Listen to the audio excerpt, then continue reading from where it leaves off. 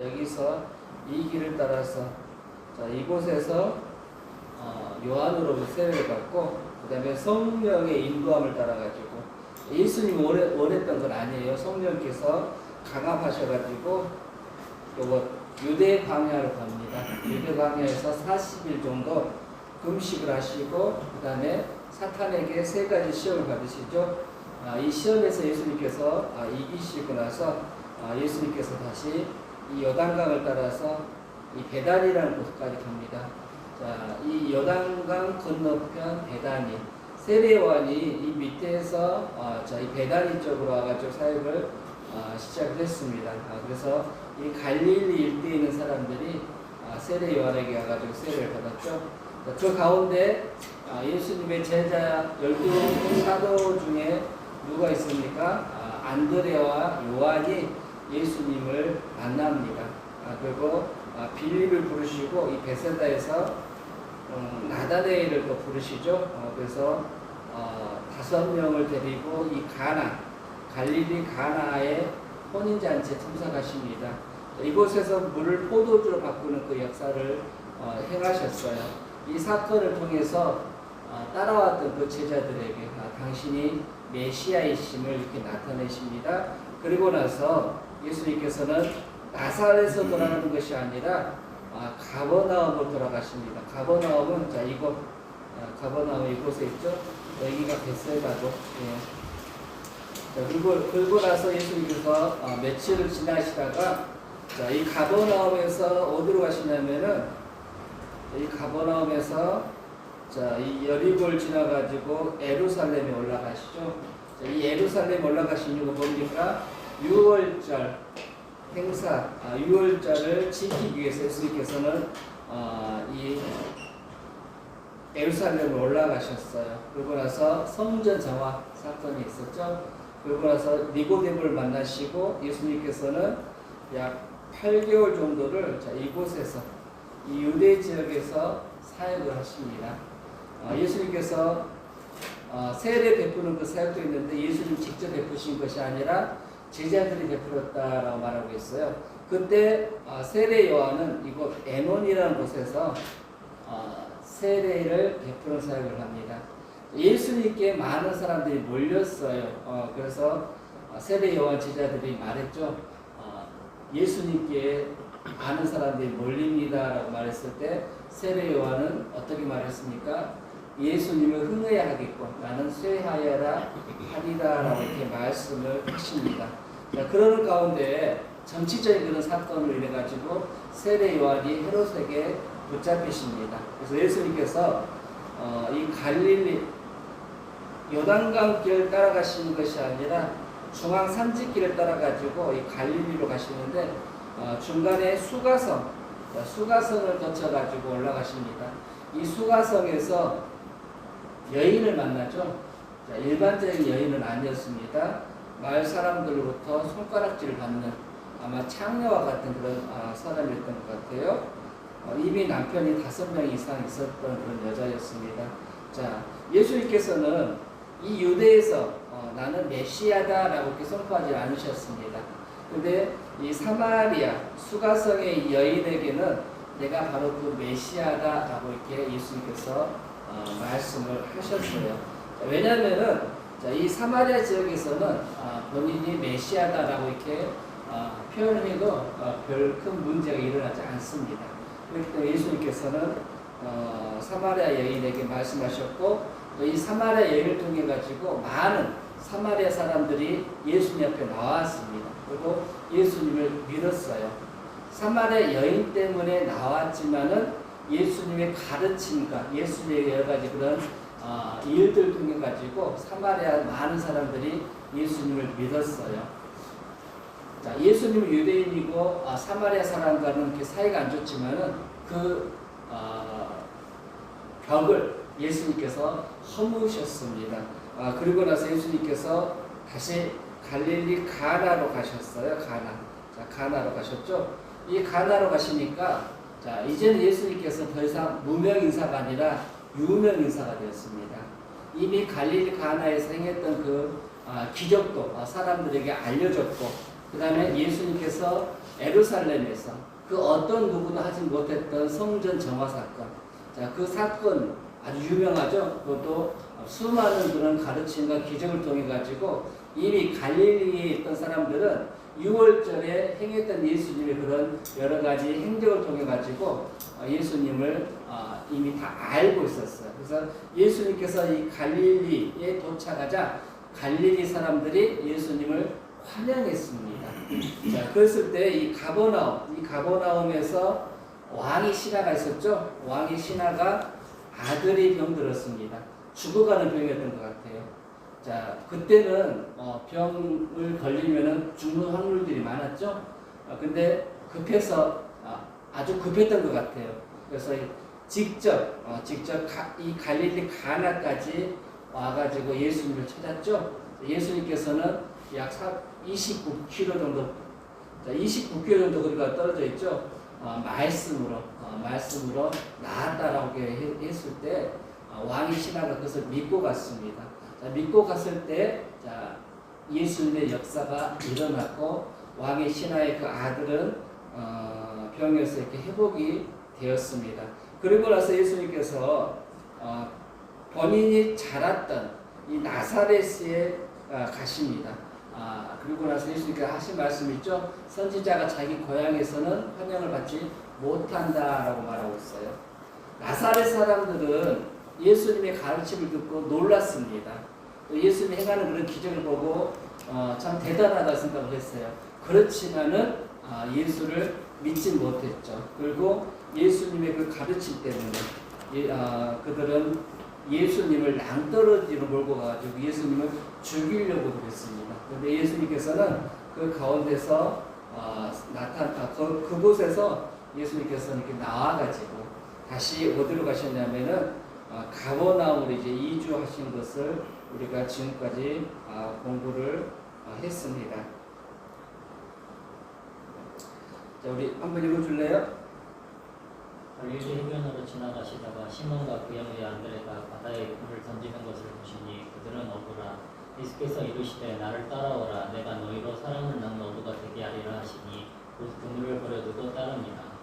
우리가 마가복음 1장을 읽으면은 예수님께서 안드레와 베드로, 그 다음에 요한과 야고보를 부르는 그 장면이 있습니다. 나를 따라오라라는 그런 부르는 그 장면이 있어요. 우리 거기를 읽으면은 예수님이 부르자마자 이 4명의 제자들이 모든 것을 다 팽개치고 예수님을 따른 걸로 우리가 오해할 수가 있습니다. 근데 이것은 이미 예수님께서 유대 사역, 8개월의 그 유대 사역을 마치고 다시 이 갈릴리로 돌아오시고 나서 예수님께서는 이 4명의 제자들을 부르시는 것을 볼 수가 있어요. 옛날에는 이 당시에는 제자들이요 낮에는 열심히 일을 합니다.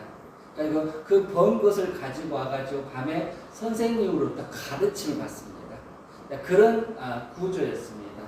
그렇기 때문에 예수님께서 유대에 가셨을 때는 아마도 이들은 자기들 삶의 터전이 있기 때문에 다시 갈릴리로 이렇게 돌아왔던 것 같아요. 그래서 예수님께서 갈릴리 해변으로 가시다가 시몬과 그 형제 안드레가 그물 던지는 걸 보셨다라고 말하고 있고 그들에게 따라오라고 했을 때 어떻게 했습니까? 그들이 모든 걸 버려주고 따라갔다라고 이렇게 말하고 있습니다. 또 다른 복음서에 보면은 베드로가 나는 죄인입니다. 나를 떠나서서라고 말하죠. 무슨 일이 있었어요? 밤새 물고기를 잡았는데 못 잡았어요. 예수님께서 깊은 곳에 가서 그물을 내리라고 했어요. 예수님의 그 말씀을 듣고 베드로와 안드레가 그물을 내렸죠. 결과 어떤 일이 일어났습니까? 엄청나게 많은 그런 물고기를 잡는 그런 일들이 일어났어요. 자, 그랬을 때 이 베드로가 뭘 깨닫습니까? 자, 우리에게 말씀하셨던 분, 우리를 가르치셨던 분, 이 예수님은 일반 사람이 아니라 진짜 하나님의 아들임을 이미 그때 이 베드로가 고백한 걸 볼 수가 있어요. 하나님은 거룩하신 분이잖아요. 우리는 어떻습니까? 우리는요 다 죄인입니다. 죄인. 그렇기 때문에 예수님 앞에 섰을 때, 하나님 앞에 섰을 때 우리의 그 모든 추악한 죄악된 것들이 다 이게 드러나게 됩니다.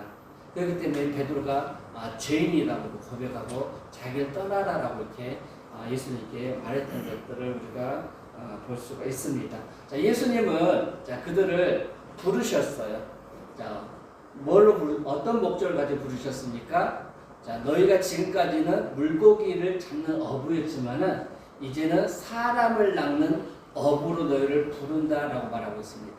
자, 물고기를 잡는 어부들, 자기 생업을 위해서 잡잖아요. 그 잡힌 물고기는 어떻게 됩니까? 죽게 됩니다. 죽게 돼요. 자, 그렇지만은 사람을 낚는 어부는 어떨까요? 자, 사람을 낚아요. 주님께 인도한다는 것입니다. 죽어가는 그 영혼을 살리는 그런 일을 하는 것이에요. 참 귀한 그런 일로 예수님께서 그들을 부르신 것들을 볼 수가 있습니다.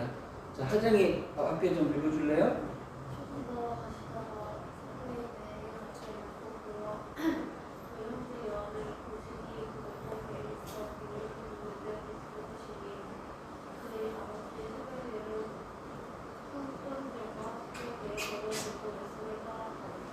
자, 여기 보면은 형제가 또 나오죠. 야고보와 요한이 나오죠.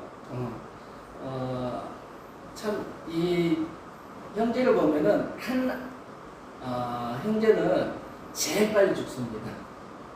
또 한 형제는요 가장 늦게 죽습니다. 야고보는 빨리 이렇게 순교를 당하죠. 근데 요한은 어떻게 됐습니까? 나이가 다 차가지고 기대가 없을 때 하나님께서 이렇게 자연사 요한만 이렇게 자연사 순교하지 않고 이렇게 자연사 돼 가지고 하나님께 가는 것들을 우리가 볼 수가 있어요. 이 세베대의 아들 야고보와 요한은 베드로와 안드레보다 좀 더 부자였던 것 같아요. 그러니까 품꾼들과 함께 아버지를 품꾼들과 함께 배에다 버려두고 예수를 따라갔다라고 말하고 있습니다. 나중에 예수님께서 대제사장들에게 붙잡히시잖아요. 그랬을 때 문 밖에 있던 그 베드로를 안으로 이끌었던 사람이 누구냐면 요한입니다. 이 요한의 집이 돈이 좀 있었던 것 같아요. 그래서 이 제사장 쪽하고 이렇게 뭔가 연관이 있었던 것 같습니다. 그렇기 때문에 요한은 바로 들어갈 수가 있었고 또 나가가지고 기다리고 있던 그 베드로를 그 대제사장 집 안에 이끄는 그 일들을 했던 것들을 우리가 볼 수가 있습니다. 자, 똑같이 예수님께서는 그들을 사람을 낚는 어부로 부르셨습니다. 자, 하나님의 부르심, 주님의 부르심, 우리 생각해 볼 필요가 있어요. 자, 여러분들은 과연 어떤 어떤 목적을 가지고 하나님께서 부르셨을까요? 베드로와 요한은 사람 낚는 어부로 부르셨어요. 많은 제자들이 예수님을 따랐습니다. 따랐어요. 우리도 지금 누굴 따르고 있습니까? 예수님을 따르는 그런 예수님의 제자들입니다. 제자들이에요. 그렇다면은 과연 주님께서 나를 부르셨는데 어떤 목적으로 나를 부르셨을까? 모두 다 베드로와 요한과 야고보와 요한처럼 부르지는 않으셨을 것 같아요.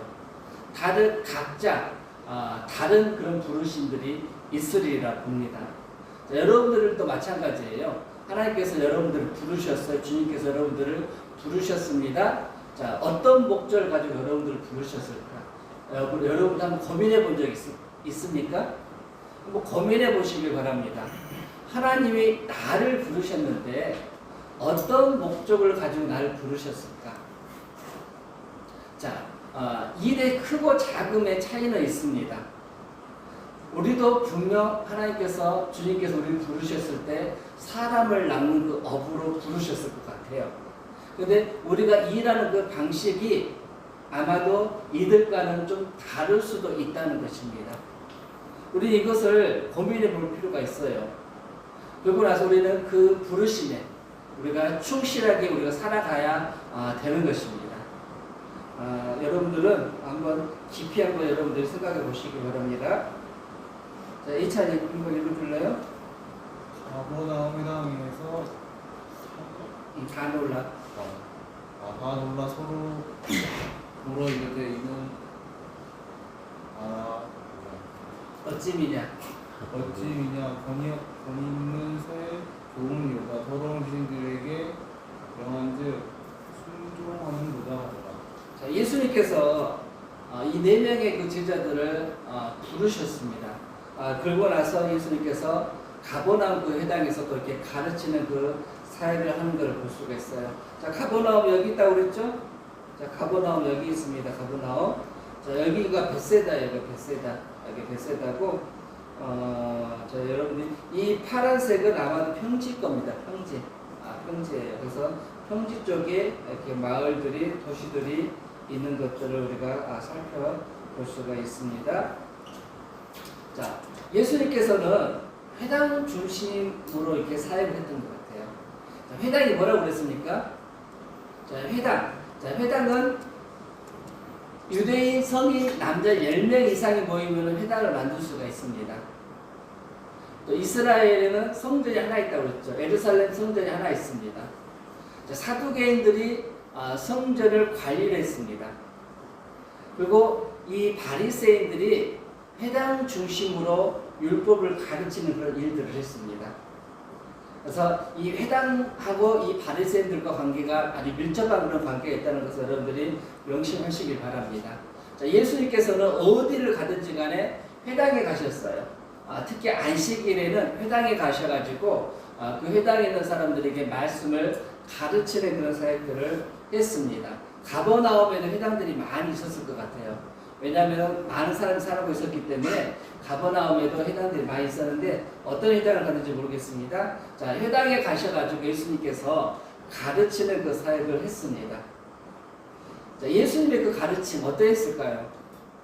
오늘 말씀 보니까 예수님의 가르침을 받는 사람들의 그 반응이 나오는데 그들이 어떤 반응이냐면은 예수님의 그 가르침을 듣고 나서 권위 있는 새 교훈이다라고 이렇게 말하고 있습니다. 권세가 있다는 것이에요. 말씀에 가르치는 그 권위가 있다는 것입니다. 참 부러워요. 우리도 이렇게 가르치는 인사가 있으면 얼마나 좋을 것 같아요. 얼마나 좋겠습니까? 자, 예수님은 가르치는데 권세가 있다라고 말했어요.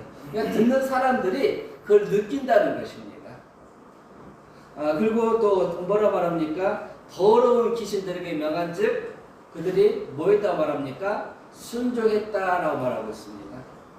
우리가 복음서를 보면은 참 귀신 들린 사람들이 많이 나옵니다. 그 당시 귀신 들린 사람들이 상당히 많았던 것 같아요. 자, 오늘 말씀 보니까 이 회당 안에도 귀신 들린 사람이 있었어요. 어떤 귀신 들렸냐면은 더러운 귀신이 들렸다고 말하고 있습니다. 귀신. 자, 어떤 사람은요 귀신이 들렸어도요 귀신이 들린지 안 들린지 잘 모릅니다. 근데 어떤 사람도 딱 보면요 저 사람 귀신 들렸다라는 것을 우리가 알 수가 있습니다. 자, 여기 회당 안에 사람이 있는데 더러운 귀신이 들렸다라고 말하고 있습니다. 자, 이 귀신 들린 사람들은 예수님을 만나면은 또 공통점이 있습니다. 뭐냐면 그들이 바로 예수님을 알아본다는 것이에요. 자, 누구로 알아봅니까? 하나님의 거룩하신 아들로 알아본다는 것입니다. 그래서 뭐라 말합니까?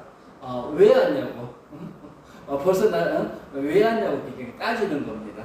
우리를 멸하러 왔냐고 이렇게 따지는 겁니다. 예수님께서 뭐라 말합니까? 잠잠하라 말하죠. 그러고 나서 예수님께서 이 더러운 귀신에게 명한즉 순종했다라고 이렇게 말하고 있습니다. 이 귀신은요, 예수님이 어디 사람인 줄 알아요? 나사렛 예수요.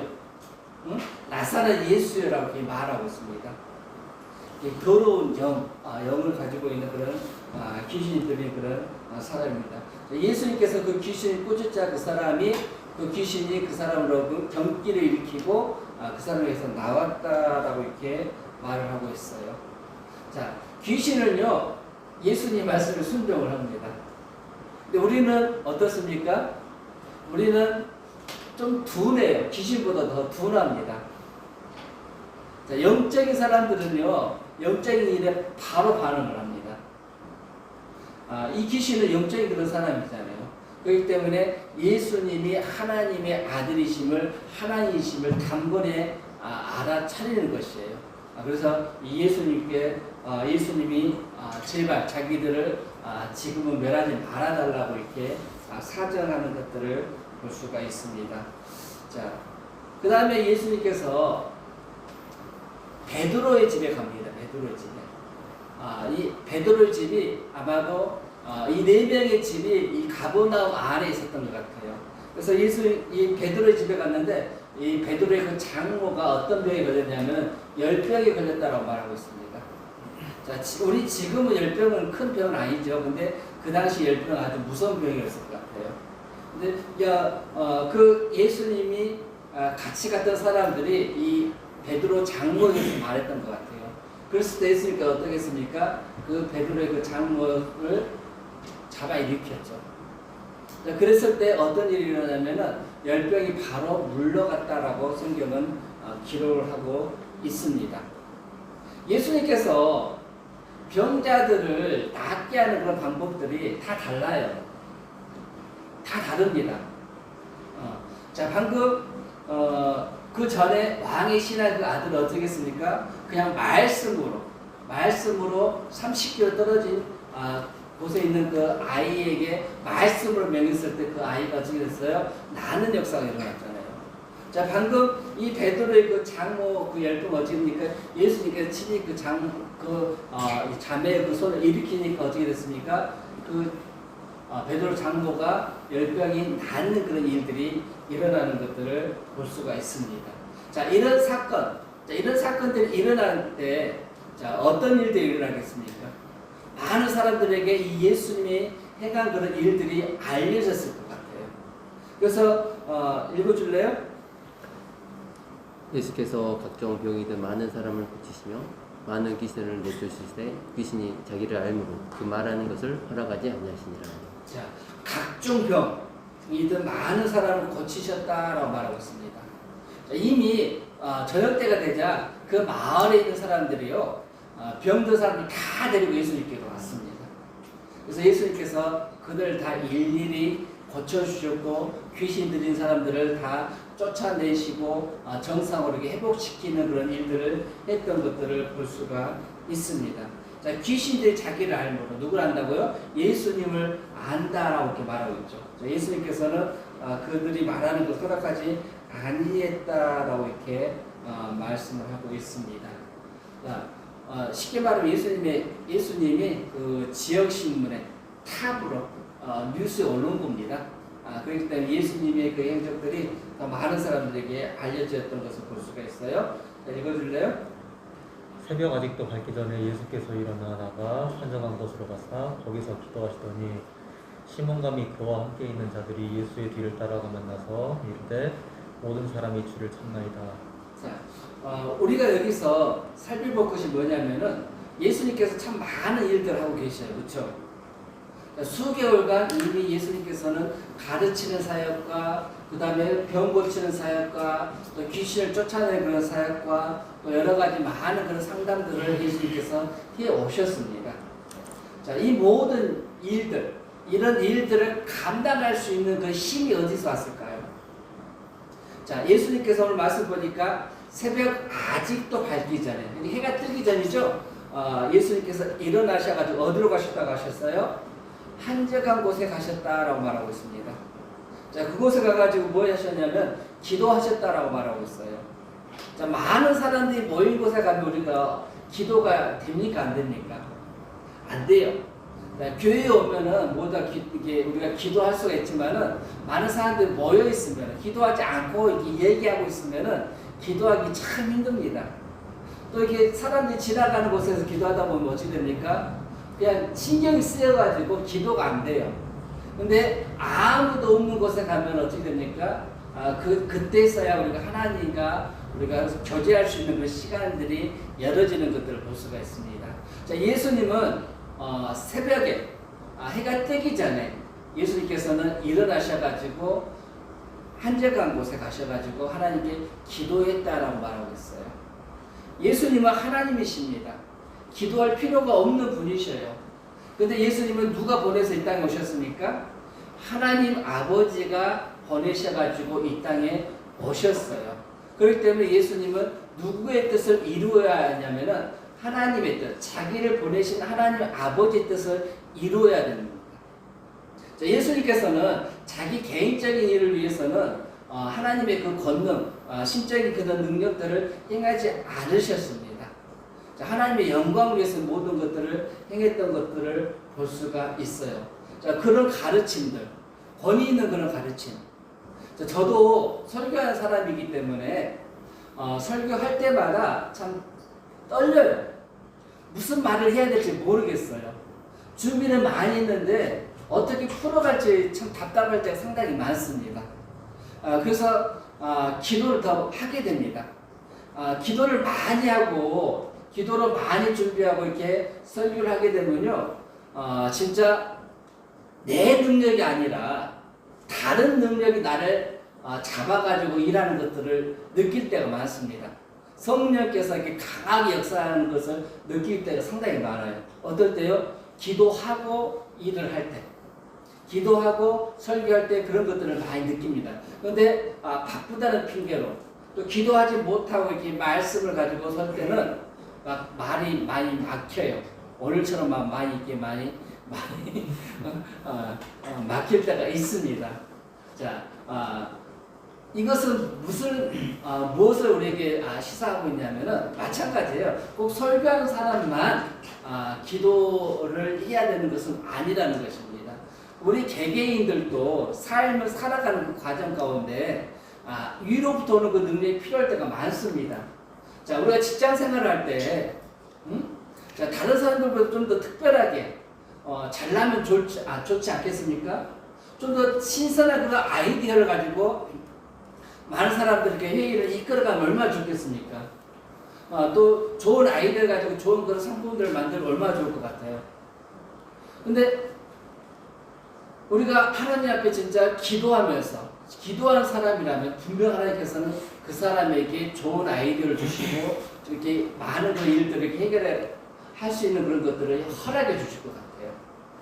꼭 설교하는 사람만이 아니라 목사만이 아니라 가르치는 사람만이 아니라 우리 개개인 삶 가운데 진짜 우리가 하나님의 자녀로서 예수님을 믿는 그분의 제자로서 우리 영향력 있는 그런 일들을 행하기를 원한다면은, 자, 우리의 그 힘의 근원이 어디 있냐면은 바로 위로부터 오는데 그 통로를 열어주는 것이 뭐냐면은 기도라는 것입니다. 하나님으로부터 위에 계신 하나님으로부터 능력을 우리에게 부어주시는데, 자, 우리가 게으름으로 또 우리의 나태함으로 또 우리의 그 제약으로 인해 가지고 그 통로가 막혀버린다는 것이에요. 근데 그 통로를 뭘로 우리가 뚫고 그 통로를 뭘로 이렇게 넓히냐면은 바로 기도로 뚫고 기도로 넓힌다는 것입니다. 그렇기 때문에 여러분들이 여러분 삶의 그 현장에서 특히 여러분들은 기도를 많이 하셔야 돼요. 자, 우리보다 능력 있는 사람들이 상당히 많습니다. 그런데 우리는 그들이 갖고 있지 않는 것이 있어요. 뭐냐면 바로 하나님과의 그 관계. 내가 하나님께 기도할 수 있는 그 특권. 그것이 나에게 있다는 거예요. 우리에게 있다는 것입니다. 우리가 기도할 때 하나님께서 그때부터 역사하기 시작하십니다. 우리가 기도할 때 하나님께서는 일하기 시작하십니다. 여러분 이 사실 명심하시길 바랍니다. 여러분들이 하나님 앞에 진짜 기도를 많이 하면은 그만큼 여러분들 위로부터 오는 능력을 받고 남들보다 더 많은 그런 지식을 지혜를 가지고 여러 가지 그런 일들을 헤쳐나갈 것이고요. 또 능력으로 이렇게 많은 것들을 헤쳐나갈 수가 있을 것입니다. 여러분들이 그것을 여러분 삶 가운데 체험하시기 바랍니다. 왜 이 구절이 여기 기록이 됐을까요? 자, 이 구절이 여기 기록된 목적은 뭐냐면 바로 저와 여러분들을 위해서예요. 우리도 예수님처럼 우리가 기도 생활을 우리가 이렇게 하나님께서 기뻐하는 기도 생활을 한다면은 분명 위로부터 오는 그 하나님의 능력이 우리 가운데 임할 것이고 그것이 우리 삶 가운데 나타난다는 것입니다. 그래서 여러분들이 다른 사람보다 더 특출나게 일을 할 수가 있고 많은 사람들에게 선한 그런 영향력을 끼칠 수가 있다는 것입니다. 자, 우리는 기도하면요 이런 능력도 받지만은 또 어떤 것들을 우리가 누릴 수가 있냐면은 우리가 컨트롤할 수 있는 그 능력이 우리 가운데 생깁니다. 그러니까 옳고 그름을 판단할 수 있는 것들이 생긴다는 것이에요. 오늘 말씀 보니까 그 다음 보니까 시몬 그리고 그와 함께 있는 그런 예수님의 제자들이 예수님의 뒤를 따라가 가지고 뭐라 합니까? 모든 사람이 주를 찾고 있습니다라고 이렇게 말하고 있어요. 자, 지금 해가 아직 안 나왔습니다.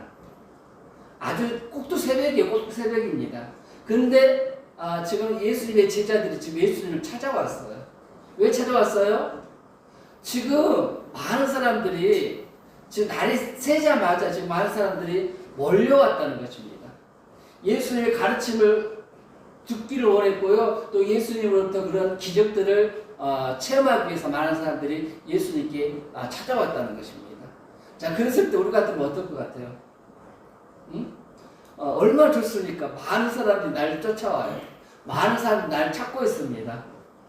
그럼 우리는 참 그 기회를 이용해가지고 더 그 사람들에게 내 선한 그 영향력들을 증가하기를 원할 것 같아요.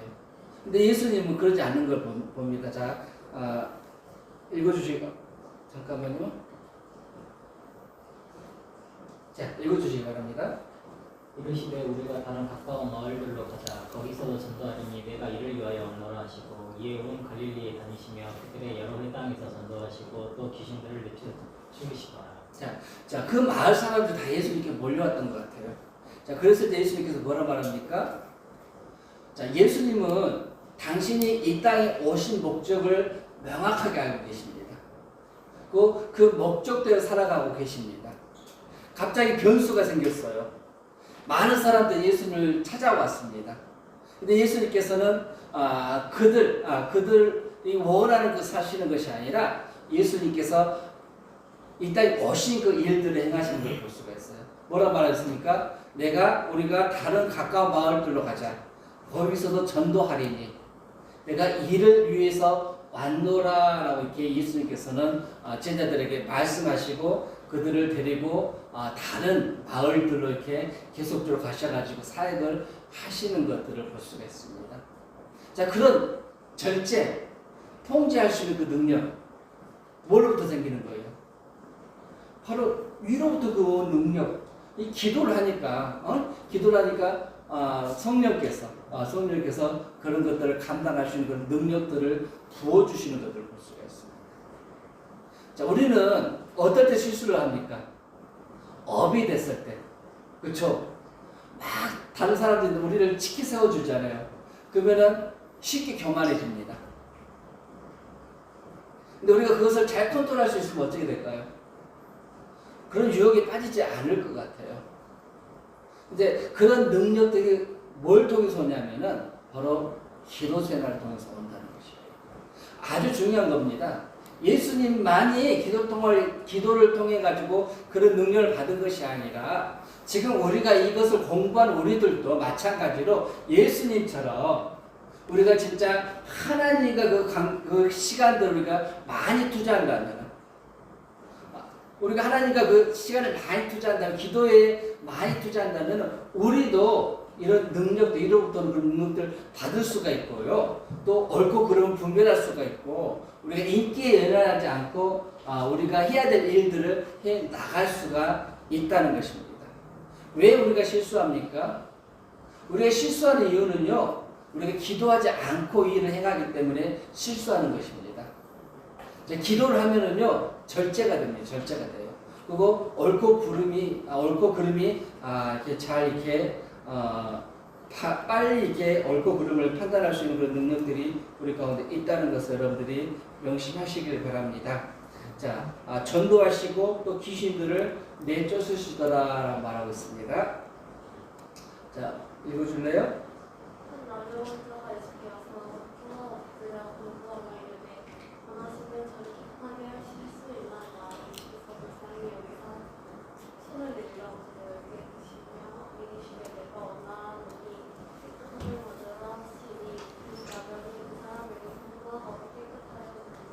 자, 여기서 나병 환자가 나오는 나병 환자 어떤 환자입니까?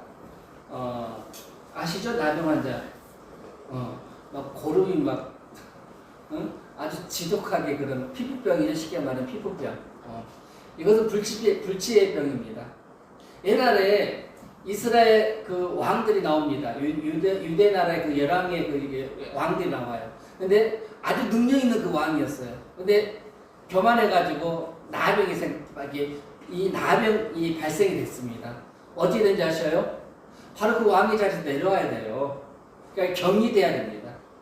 이 나병 환자는요, 일반인들과 같이 살아갈 수가 없습니다. 바로 격리됩니다.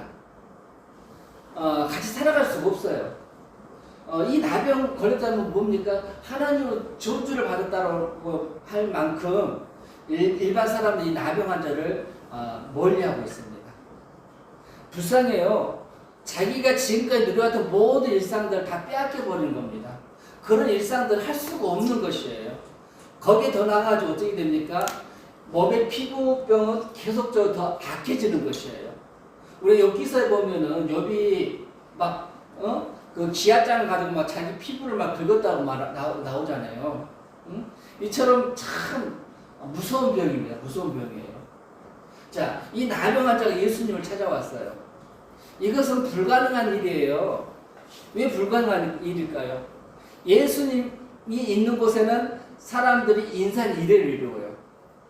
많은 사람들이 예수님을 이렇게 둘러싸여 있습니다. 그런데 이 나병 환자가 딱 출연한다 생각해 보셔요. 그러면 사람들이 알아볼까 못 알아볼까 그 사람을?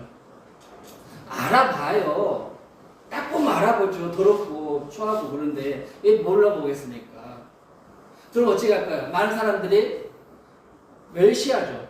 막 핍박하죠. 가까이 오지 마라고 막 소리칠 것이고 막 욕을 할 것이고. 근데 이 나병 환자가 예수님께로 왔습니다. 나병 환자 예수님께로 왔어요. 일반적인 사람들은 나병 환자가 다가오면 어찌 할까요? 내가 감염될까봐 그 나병 환자를 멀리합니다. 오지 마라 그래요. 심한 사람 돌 던질 것 같아요. 돌까지 막 던질 것 같아요. 옆에 몽둥이 있으면 몽둥이 막 칠 것 같아요. 왜요? 근데 내가 나병 안 걸려야 되잖아요. 근데 지금 이 나병 환자가 지금 예수님께로 나왔습니다. 왔어요. 자, 여기서 예수님 나온 우리가 볼 수가 있습니다. 뭡니까? 그 자기에게 다가온 그 나병 환자는 예수님께서 거부하지 않습니다. 보니까 불쌍히 여기셨다라고 말하고 있어요. 우리는 여기서 이 나병 환자의 그 간절함, 이 용기를 우리가 깊이 사야 됩니다. 다른 사람은 자기 싫어할 거 다 알아요. 욕먹고 다 합니다. 심지어 돌에 맞고 맞을 줄도 알아요. 그런 일들이 일어날 거라고 생각도 했을 것이에요. 그렇지만 이 나병 환자는 아주 절박합니다. 절박해요.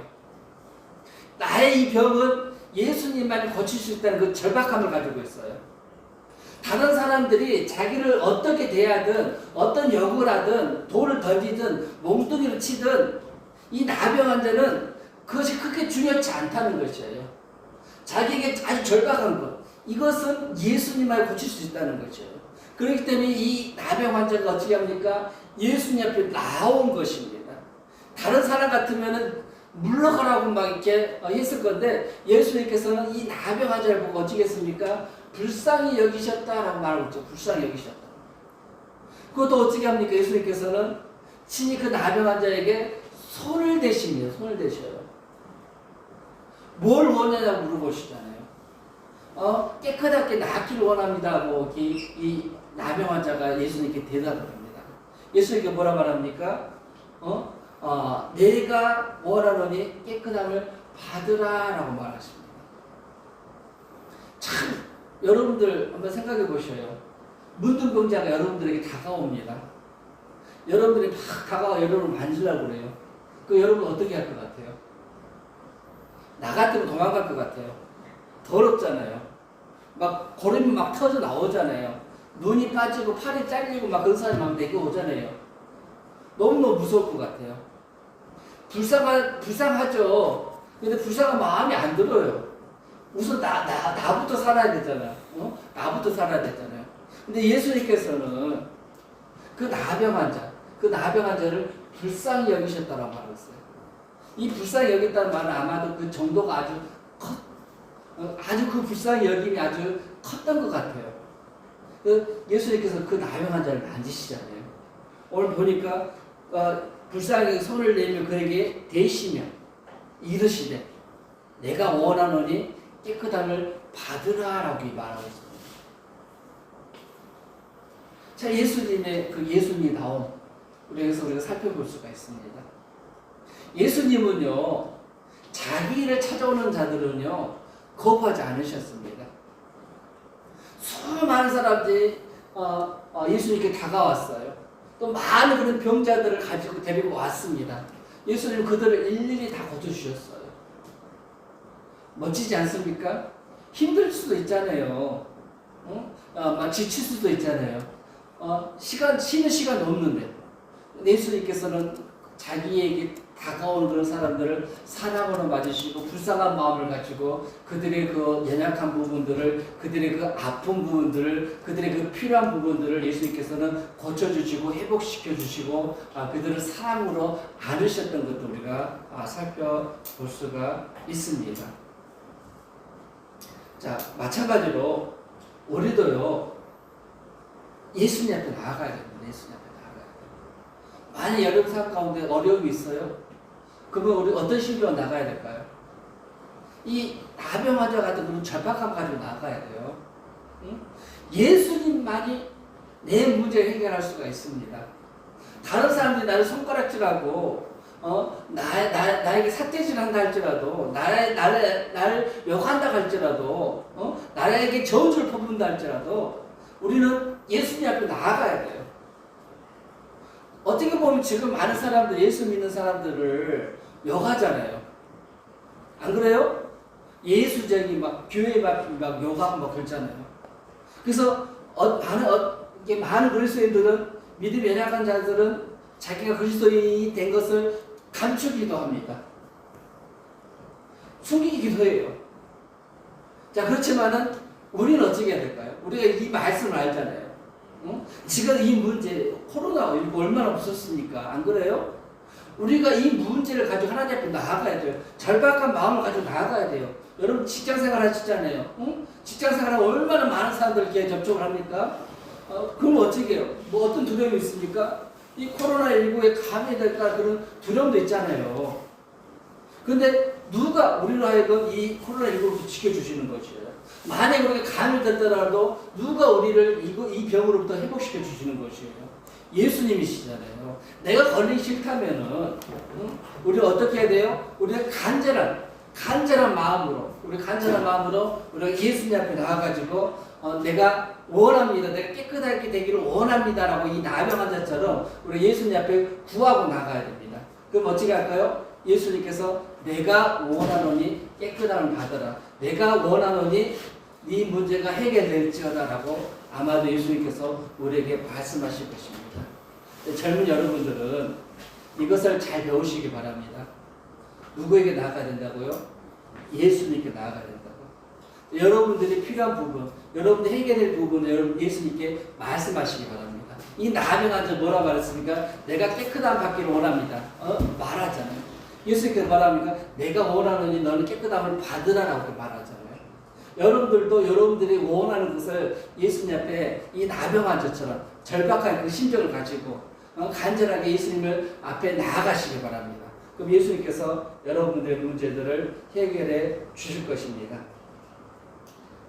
자, 보여? 읽어줄래? 사람들이 한 중풍병자를 네 사람에게 매여 가지고 애숙게로 일세 우리들 때문에 애숙게 들어갈 수 없으므로 그 계신 곳은 지붕을 뚫어 구멍을 내고 중풍병자가 누는 상을 달아내리니 예수께서 그들의 믿음을 보시고 중풍병자에게 이르시되 작은 자야 내 제가 사함을 받았느니라 하시니. 네. 자, 여기서 어떤 환자가 나오면 중풍병자가 나옵니다. 중풍 아시죠? 거듭할 수가 없는 그런 환자입니다. 혼자 거듭할 수가 없어요. 이런 환자가 있으면 참 힘들죠. 집안 식구들이 참 많이 힘들 겁니다. 자, 이 사람을 예수님께로 이렇게 데려오는 그런 사람들이 있습니다. 누구였습니까? 아마도 친구들이었던 것 같아요. 뭐 최소한 4명은 됐을 것 같습니다. 양쪽에 이렇게 입을 딱 짊어지고 와야 되기 때문에. 근데 자, 이 가버나움에서 지금 이루어지는 일이에요. 가버나움. 집에서 예수님이 아마 예수님의 집인 것 같습니다. 예수님의 집인 것 같아요. 자, 예수의 집에 있으니까 많은 사람들이 예수님께 몰려왔습니다.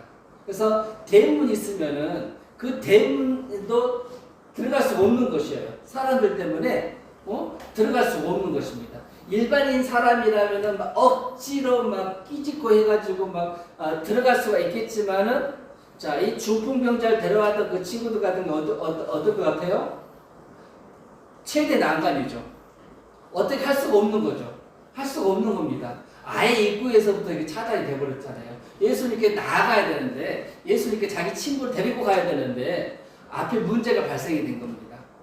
자, 그랬을 때, 자, 여러분들 잘 알다시피, 자, 이 친구들이, 이번에 사람들이 많네?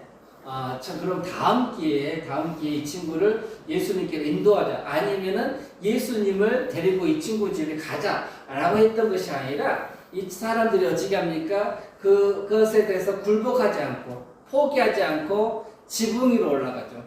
유대인들 그 집구조는요, 이게 이렇게 있습니다. 우리 옥상처럼 돼 있어요, 옥상처럼. 그래서 저녁이 되면은 그 위에 올라가지고 이렇게 쉼을 갖습니다. 그랬던 것 같아요. 그래서 예수님의 그 지붕을 뚫었다고 말하고 있잖아요. 지금 같으면은 지붕 뚫으려면은 다다다다다다 그런 기계의 도움이 필요할 것 같아요. 그렇죠? 시멘트로 발라버리기 때문에.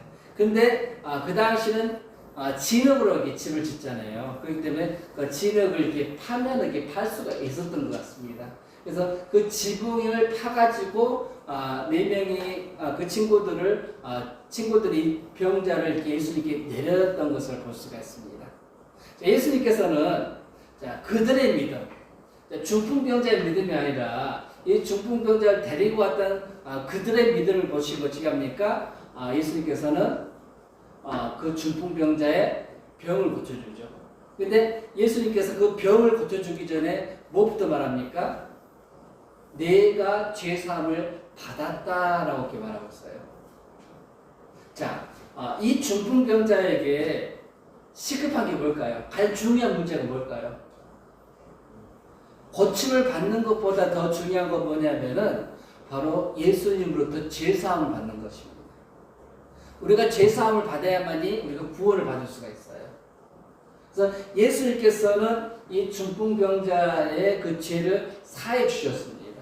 자, 그랬을 때 어떤 일이 일어났습니까? 많은 사람들이 막 소문소문거리기 시작했어요. 감히 그 사람이 누구기에 죄를 사하는 그곳에는 하나님만 있는데 저 사람이 누구이기에 죄를 사해 주냐라는 그런 속에서 막 불들이 막 이렇게 올라오는 것들이 올라왔을 것 같아요. 그랬을 때 예수님께서는 그들의 마음을 다 아시고 하나님이시잖아요. 자, 우리는 투시 능력이 없어요. 지금 강식이 형제가 지금 어떤 생각하고 있는지 나는 알 수가 없어. 누굴 생각하고 있는지 알 수가 없어. 근데 하나님을 아셔요. 예수는 하나님이시기 때문에 다 아십니다. 그래서 예수님께서 뭐라 말합니까? 어떤 게 쉽겠냐? 이게 죄사함을 선포하는 게 쉽겠냐? 아니면은 중풍병자에게 말해가지고 저 중풍병자 낫게 만드는 것이 더 쉽겠느냐라고 말합니다. 뭐가 더 쉬울 것 같아요? 말하는 게 더 쉽죠, 안 그래요? 말하는 게 더 쉽죠. 근데 진짜 말해가지고 저 사람의 병을 치료하는 것은 쉬운 문제가 아닙니다. 쉬운 문제가 아니에요. 근데 예수님께서 뭐라 말합니까? 말씀을 하잖아요. 중풍병자에게 말하죠. 일어나가지고 네가 실려왔던 그 이불들 요를 개가지고 가지고 가라라고 말했잖아요. 그리고 중풍병자 어쩌면 벌떡 일어나가지고 개는 그런 일들이 일어납니다. 근데 여러분들 수년 동안 혹은 수십 년 동안 누워 있었다면 어떤 일이 일어날 것 같아요? 근육들 힘이 있을 것 같아요? 힘이 없어요. 제가 요즘 후회하는 게 한 가지가 있습니다. 운동을 안 한 걸 참 후회하고 있어요. 월요일날 이렇게 목사님들 그 축구하는 그 모임이 있더라고요. 그래가지고 제가 그 축구하는 그 모임에 갔어요. 가기 전에 제가 열심히 또 운동을 했습니다. 집에서 하루에 1시간 정도 걷고 뛰고 그 운동을 했어요. 운동이 필요하기 때문에 그 필요성을 느껴가지고 막 했습니다. 그래서 처음에는 1분도 뛰기 힘들더라고요. 1분도 뛰기 힘들고 숨 차가지고 다리 아파가지고 뛰기 힘들더라고요. 근데 뛰다 보니까 막 3분, 뛰다 보니까 5분 막 이렇게 안 쉬고 막 뛸 수 있는 그런 경지가 올라가더라고요. 가지고 이제 축구를 하러 갔습니다. 자, 축구를 하러 갔는데 또 축구를 막 순간 뛰잖아요. 한 게임 하면 상관이 없어. 두 게임 하면 상관이 없었는데 막 3개, 4게임 한단 말이에요. 그러면 어떻게 되냐면 이 허벅지 근육이 없어. 부실해. 그래가지고 너무너무 힘든 거예요. 너무너무 힘든 거예요. 내가 단기간 운동해가지고 이 근육을 만들 수가 없더라고요. 내가 몇 개월 동안 내가 운동을 했지만은 이 근육이 안 만들어져요. 근데 이 중풍병자로 엄청난 많은 그런 시간 가운데 누워있었잖아요. 그러면 근육들이 다 없어질 것이고, 신경도 저기 할 것이고, 뭐 다리도 막 빼빼 말랐을 것 같기도 하고 막 그런 일들이 있을 것 같습니다. 근데 예수님께서 말씀하시니까 어떻게 됩니까? 그 힘줄에 힘이 생기고, 그 근육에 힘이 생기고, 그 중풍병자가 진짜 벌떡 일어나가지고 자기가 가져왔던 것을 걔 가지고 그것을 자기가 들고 나가는 그 역사가 일어난 것입니다. 자, 이런 능력은요, 하나님으로부터 온 사람만이 이런 능력들을 행할 수가 있습니다. 그 당시 가버나움에 살고 있던 사람들은 이런 능력을 아마도 생전 처음 봤을 것이에요. 그렇기 때문에 그들이 다 예수님 하나님께 이것을 통해서 하나님께 영광을 돌렸다라고 성경은 우리에게 말씀을 하고 있습니다. 자, 오늘 이 메시지, 방금 우리 나눈 이 메시지 가운데 우리가 생각하고 넘어갈 그런 부분들이 있습니다. 바로 4명의 그 친구들. 4명인가? 몇 명인지 모르겠어요. 자, 이 중풍병자의 그 친구들. 자, 그 친구들은 자기의 그 친구를 예수님께 데려오려고 노력을 했어요. 자, 어떤 난간에 부딪혔을 때 그들은 거기에서 이렇게 포기하지 않고 다른 해결책을 찾았던 것을 볼 수가 있습니다. 결국은 그 친구를 예수님께 인도했습니다. 인도했어요. 자, 우리도 저도 참 이 부분에는 참 이렇게 부끄러워요. 저도 이 부분에 참 많이 부끄럽습니다. 저도 친구들이 많이 있는데 그 친구들을 예수님께 인도하지 못하는 거 참 부끄러워요. 자, 우리는 어떤 정신을 우리가 본받아야 될까요? 자, 이 친구들처럼 포기하지 않는 정신. 끝까지 그 친구를 예수님께로 인도하는. 문제가 발생되더라도 포기하지 않고 다른 그 해결책을 찾아가지고 끝까지 예수님께로 인도하는 이 친구들의 그 자세. 이걸 우리가 본받아야 될 것 같아요. 자, 여러분들도 이 부분을 위해서 기도 많이 하시기 바랍니다. 여러분 가운데 안 믿는 그 친구들이 있다면은 여러분들 이게 우리에게 도전을 주잖아요. 포기하지 않고 그 친구를 예수님께 인도하다. 자, 인도하고 나서 우리의 싸움은 끝이 나는 것입니다. 예수님 믿으면 참 우리 한 영혼을 얻어서 우리가 기쁜 일이고, 안 믿으면 어쩔 수 없죠. 또 다음 기회에 그 친구는 또 예수님을 만날 수도 있을 것이고, 또 구원받는 그런 일들이 있을 수도 있는 것입니다. 자, 때로는 예수님께서는 그 주변에 있는 사람들이 믿는 것이고, 그 사람의 문제를 해결해 주시는 것들을 우리가 방금 이 본문을 통해서 우리가 살펴볼 수가 있습니다. 자, 예찬이 읽었냐? 네. 천천히인데. 또 지나가시다가 알파요의 아들 레이가 세간에 앉아 있는 것을 보시고 그에게 이르시되 나를 따르라 하시니 일어나 따르니라. 그의 집에 앉아 잡수실 때 많은 세리와 죄인들이 예수와 그의 제자들과 함께 앉았으니 이는 그러한 사람들이 많이 있어서 예수를 따르미로라. 자, 이 중풍병자를 고치시고 나서 예수님께서 해변을 또 지나가시다가 레위라고 나오죠. 알피오 아들 레위가 세간에 앉아 있는 걸 보시고, 자, 이 레위가 누구냐면 마태입니다. 마태복음 알죠? 자, 마태복음의 저자 마태입니다. 예수님의 그 제자 중에 마태가 나오죠. 바로 그 마태입니다. 자, 이 레위는 예수님을 만나기 전 이름이고, 마태는 예수님을 만나고 나서 예수님께서 준 이름이다라는 설이 있고, 이 레위는 히브리식 이름이고 마태는 헬라식 이름이다라는 그런 설이 있습니다. 이 누가복음에도 마찬가지예요. 이건 마가복음이죠. 이 마가복음에 3장에 보면은 예수님의 그 12제자 이름이 나옵니다. 부르신 이제 사도로 세운 그 12제자 이름이 나와요. 여기서는 네이라고 말하고 있는데 거기서 어떻게 나오냐? 그 다음부터는 마태라고 이름이 나옵니다. 마태라고. 이 마태는 하나님의 선물이라는 뜻을 이렇게 가지고 있습니다. 이 마태가 예수님을 만나기 전에 어떤 일을 했냐면은 세간에서 세무소에서 일을 한 사람입니다. 성경에는 세리라는 말이 나오고 세리. 이 세리였어 세리. 이 사람은 이 세리들은요 그 당시에 죄인 취급을 받았습니다. 이게 쉽게 말해서 로마를 위해서 일하는 사람들이에요. 로마를 위해서 세금을 걷는 사람들입니다.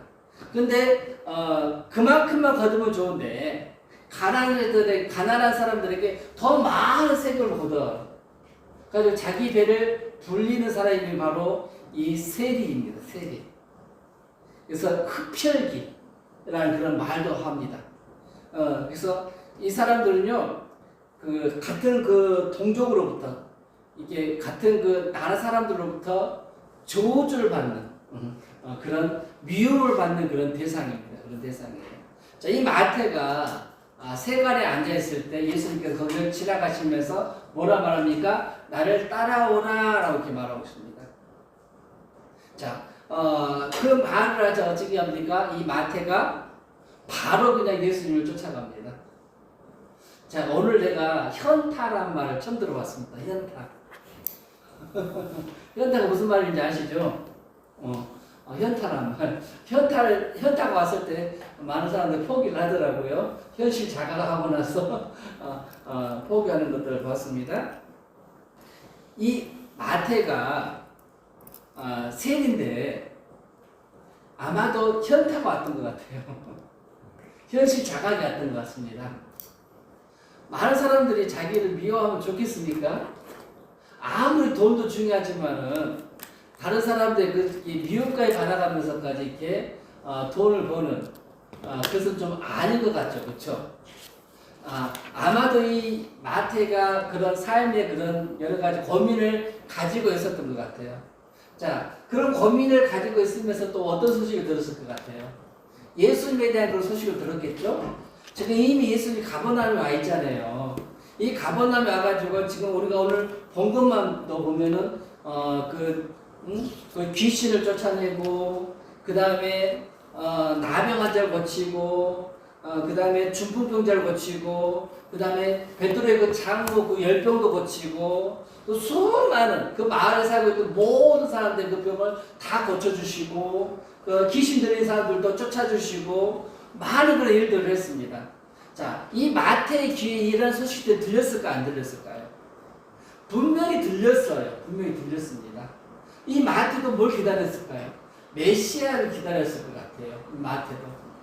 근데 이 메시아가 이 위대하신 이 선생님이 지나가시면서 이 마태를 부르신 거예요. 마태를 부르신 겁니다. 유명 인사가 지나가다 내 이름 불러주면 얼마나 좋을 것 같아요. 응? 가만히 앉아있는데 내 이름을 불러줘요. 근데 그 사람을 따라갈 다니는 사람이 엄청 많아.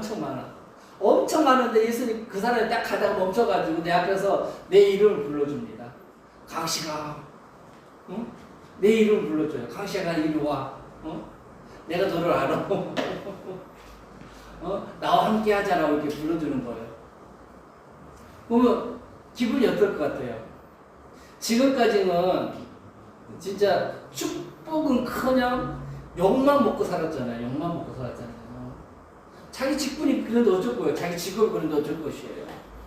근데 그 많은 사람들, 수많은 사람들이 좋아하고 존경하고 만나길 원하고 대화를 하기 원하는 그 예수님께서 지금 자기 앞에 와가지고 자기 이름을 부르면서 나에게 팔로미, 넌 따라오라고 지금 손짓하고 있는 것입니다.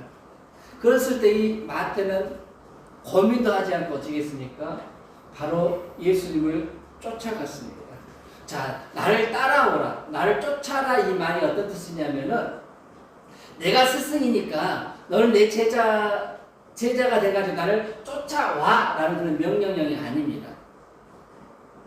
무슨 말이냐면은 예수님께서는 파트너십으로 부르신 것이에요. 함께 하자는 것이에요. 함께 하나님 나라를 위해서 예쓰자는 것이에요. 파트너십을 부르신 겁니다. 이게 위아래 그 관계가 아니라 예수님께서 나랑 같이 일을 하자라는 그런 파트너십으로 이 마태를 향해서 명령한 것이에요. 나를 따라오너라라고 이렇게 명령한 것입니다.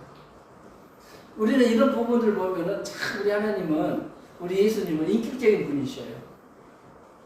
하찮은 그런 마태 세리한테도 예수님께서 어떻게 말합니까? 너는 참 나쁜 놈이야 라고 말한 것이 아니라 나를 따라오라고. 나를 따라와가지고 내 제자가 되고 나랑 같이 하나님 나라를 위해서 일을 하자고 예수님께서 마태를 부르신 겁니다. 마찬가지예요. 예수님께서 우리를 부르셨어요. 자, 어떻게 불렀어요? 파트너십을 부르신 거, 파트너십을 부르신 거. 우리 각자 할 일도 있잖아요. 안 그래요? 여러분만이 할 수 있는 그런 일들이 있을 것이에요. 예수님께서는 여러분들을 부르셔가지고 당신을 쫓으라 말하시면서 함께 이 땅 가운데 하나님 나라를 세우자라고 이렇게 여러분들을 부르고 있다는 사실도 여러분들이 명심하시기를 바랍니다. 자, 예수님께서 이 마태를 부르고 나서 이 마태가 어떻게 했습니까? 예수님을 초대한 것 같습니다. 그리고 초대했는데 그 초대한 사람들 중에 또 누가 있어요? 자, 끼리끼리 논다고 그랬죠? 이 마태에게는 세리, 같은 업종에 살고, 같은 직장을 가지고 있는 많은 그런 세리들이 있습니다. 세리들이 있을 것이에요. 자, 그런 세리들을 불러가지고 예수님과 함께 만찬을 합니다. 만찬을 해요. 참 예수님께서는 참 획기적인 분인 것 같아요. 일반 랍비하고 다른 점이 뭐냐면은, 자, 일반 선생들은 이런 자리에 안 갑니다. 세리하고 만나지도 않습니다. 말도 안 섞을 것 같아요. 다 죄인인 걸 알잖아요. 근데 예수님께서는 친히 불렀잖아요. 또 그 친구가 또 초대를 했습니다. 근데 그 초대한 자리에 사람들이 욕하고 저주하는 그런 죄인들이 앉아있는 겁니다. 세리들이 앉아있는 것이에요. 근데 예수님께서는 내가 너 하나만 부르는 것도 내가 진짜 부담이 이렇게 많은데, 어떻게 진짜 너와 같은 똑같은 놈들 이렇게 많이 이렇게 불러놓고 나를 이렇게 초대했냐? 라고 말한 게 아니에요. 예수님이 기꺼이 그 초대에 응했던 것을 볼 수가 있습니다. 그러자 또 어떤 일이 일어났습니까? 바리새인들이 또 손가락질하죠. 너의 선생은 세리, 저 죄인들과 함께 밥을 먹는다라고 이렇게 말을 하고 있습니다. 자, 예수님이 그들에게 어떻게 말합니까? 자, 예수님이 그들에게 뭐라 말하냐면은, 자, 읽어주시기 바랍니다. 바리새인의 세리관들이 예수께서 죄인 및 세리들과 함께 잡수시는 것을 보고 그의 제자들에게 이르되 어찌하여 세리 및 죄인들과 함께 먹는가? 예수께서 들으시고 그들에게 이르시되 건강한 자에게는 의사가 쓸데없고 병든 자에게 대하여 쓸데있느니라. 나는 의인을 부르러 온 것이 아니요 죄인을 부르러 왔노라 하시니라. 자, 예수님은요, 이 땅에 오신 목적이 아주 뚜렷했습니다. 아주 명백하게 알고 있었어요. 자, 뭐하러 왔다고요?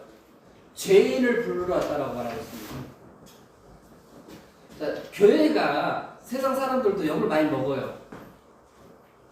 저런 사람이 교회 다녀? 나 저 사람 때문에 교회 안 나가 라고 이렇게 말하는 사람들도 있습니다. 그래서 어쩌면 핑계인 것 같아요. 자, 교회의 존재 목적이 뭐예요? 죄인을 부르는 겁니다.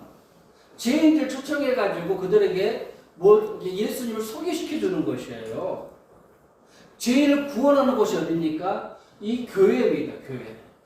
그렇기 때문에 아주 정상적인 일입니다. 죄인들이 많은 것은 정상적인 일이에요. 자, 누군가 여러분들에게 교회가 왜 저러냐고 말하면 그렇게 대답하시기 바랍니다. 교회는 의인을 위해 존재하는 것이 아니라 죄인을 위해서 존재한다는 거. 응? 그들을 예수님께 인도하는 것이 바로 교회라는 거.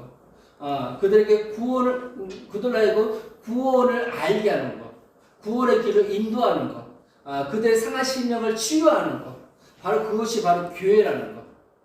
그렇기 때문에 그 사람들이 교회에 있는 것은 아주 지당하게 옳은 일이라는 것을 여러분들이 말하시기 바랍니다. 그 교회는 또 교회에 다 와야겠죠. 그런 사람들을 구원해야겠죠. 그런 사람들 회복시켜야겠죠. 그런 사람들을 변화시켜야겠죠. 바로 교회 안에 있는 우리가 그런 일들, 위로부터 오는 그 능력을 받아가지고 우리가 이런 일들을 우리가 해 나가야 된다는 것 여러분들 명심하시기 바랍니다. 자, 하정이 한번 읽어줄래요? 그 후에 유대인의 명절에 되어 예수께서 예루살렘에 올라가시니라. 예루살렘에 있는 남문 헤브리 말로 베데스다라는 곳이 있는데 거기 흰박하서 있고.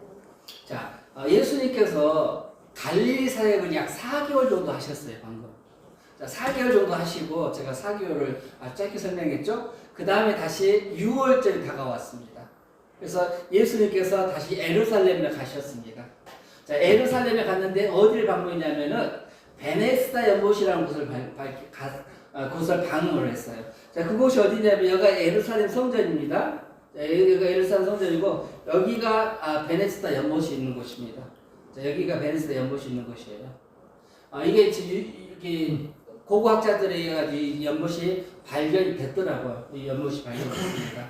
자, 이곳에 어떤 사람들이 많았습니까? 보니까 이곳에는 많은 그런 병자들이 있었습니다. 왜 있었어요?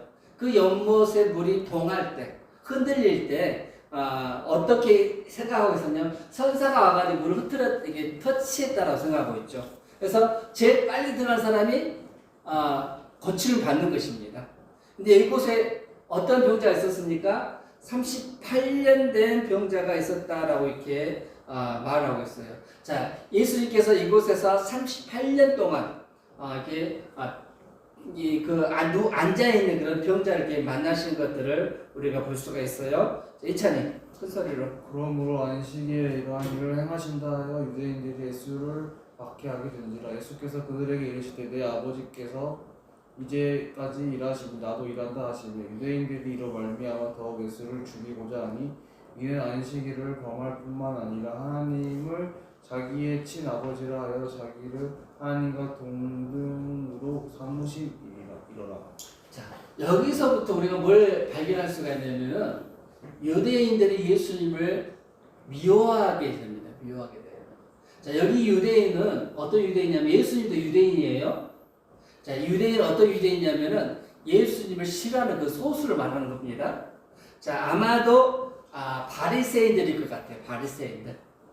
이 바리새인들은 뭘 중요시 여깁니까? 율법을 중요시 여깁니다. 근데 예수님께서 어떤 일을 행했어요? 자, 안식일을 범했습니다. 이들의 율법에 의하면은 예수님은 안식일을 범한 것이에요. 자, 이 베네스다 연못에 38년 된 그 병자를 언제 고쳤냐면은 안식일 날 고치셨습니다. 안식일 날. 그러니까 어떻게 알았냐면은 이 병자가 갑자기 일어나가지고 자기가 누워있는 그 요를 개가지고 돌아가는 겁니다. 이건 뭘 의미하냐면 노동을 의미하는 것이에요. 노동. 자, 안식일 날, 자, 하정아, 너 거울 많이 보지? 평소에. 안 봐? 자, 여자가 거울 보다가 흰머리가 났어요. 새치가 났습니다. 그걸 뽑으면은 안식일을 범한 거예요. 왜요? 하얀 머리를 뽑았는데 왜 안식일을 범했을까요? 추수했다고. 추수의 행위라고 해가지고 안식일을 범한 겁니다. 그리고 길거리 가다가 침을 탁 뱉어도 상관이 없지만은요, 그 침을 탁 뱉고 나서 바로 팍팍 진이기면은 이것도 안식일을 범한 겁니다. 경작. 땅을 팠다고 경작, 노동을 했다고 해가지고 안식일을 범한 것이에요.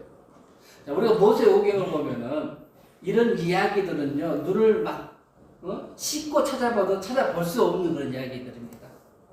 이것은 이 율법을 좋아하는 사람들이 만들어 놓은 것이 율법을 좋아하는 사람들이 만들어 놓은 예수님이 예루살렘에 방문을 하면은, 자, 절기 때 예루살렘에 방문하면 예수님은 예루살렘에서 축식을 하지 않습니다. 어디로 돌아갑니까? 일을 마치고 나면 베다니로 갑니다. 베다니. 자, 안식일 날 이동할 수 있는 그 거리가 있습니다. 이게 쉽게 말해서 이 유대인들이 예수님을 잡으려고 하더라도 그 거리가 있어요. 그 일정한 그 거리를 지나가면요 안식일을 범하는 것입니다. 범하는 것이에요. 지금도 유대인들은요 그 안식일날 일을 하지 않는데요. 이 엘리베이터 있잖아요. 엘리베이터. 이 엘리베이터 호텔에 가면은요 이 유대인들 위한 그 엘리베이터 전용이 있습니다. 몇 층마다 올라가면서 서요. 몇 층마다 내려가면서 씁니다. 왜요? 그 호텔에 머물고 있는 그 유대인들이 엘리베이터를 타가지고 누르면 이 버튼 누르는 것도 노동이에요. 그래서 그냥 자동으로 이게 엘리베이터가 올라갔다 섰다 내려갔다 섰다 하는 겁니다. 또 집에 이게 밤에 불을 켜야 되잖아요. 이 스위치 누르는 것도 못합니다. 그래서 주변 유대인이 아닌 사람들 초청해가지고 불러다가 와가지고 좀 이렇게 좀 스위치도 눌러달라고 한답니다. 이게 뭐예요? 참 이게 어리석잖아요, 안 그래요? 그것까지 안식일이에요. 범하는 겁니다. 진짜 수많은 그런 안식일 그 율법이 있어요. 이 유대인들의 율법이 있습니다. 근데 저희 예수님께서 이 안식일 날 병 고치는 일을 했잖아요. 그것은 왜 그것도 율법을 범한 겁니다. 율법을 범한 것이에요. 또 거기다 뭡니까? 자, 아버지께서 일하시니까 나도 일한다라고 말하고 있어요. 예수님께서. 아버지께서 일하시니까 나도 일한다.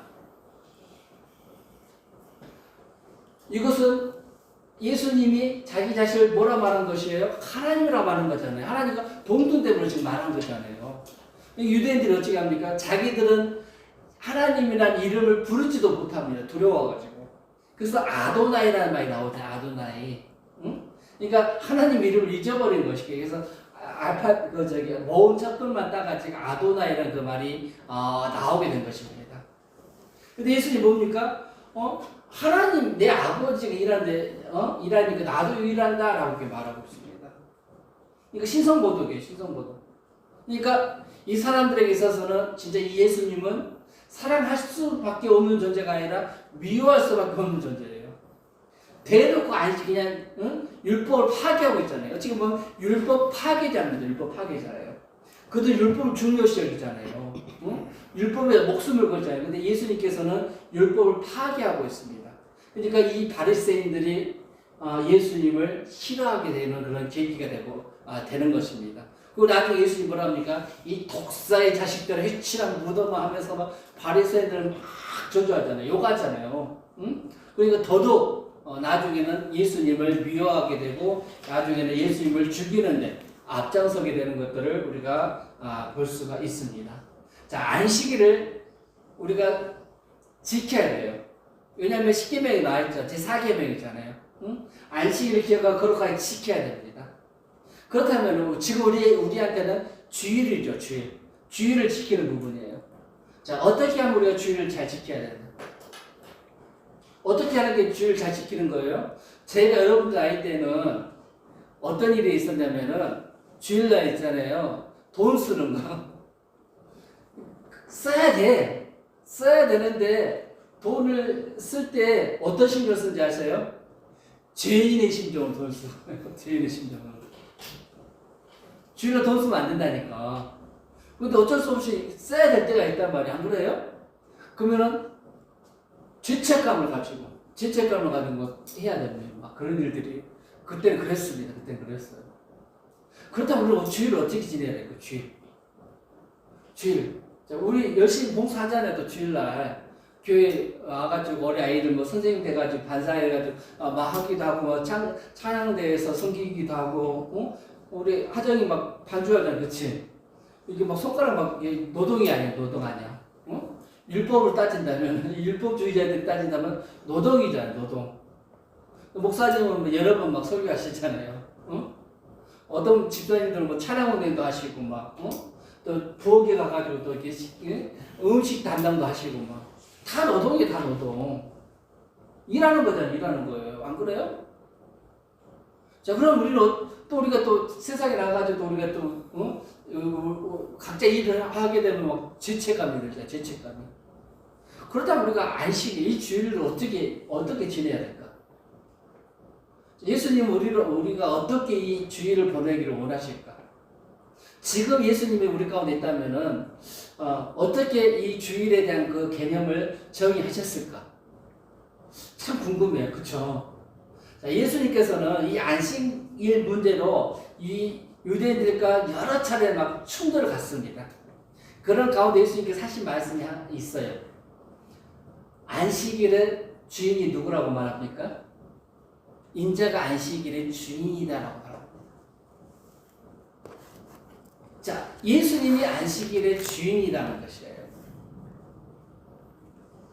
우리는 누구예요? 종이라고 그래요, 종. 안 그렇습니까? 나는 주님의 종입니다. 그러잖아요.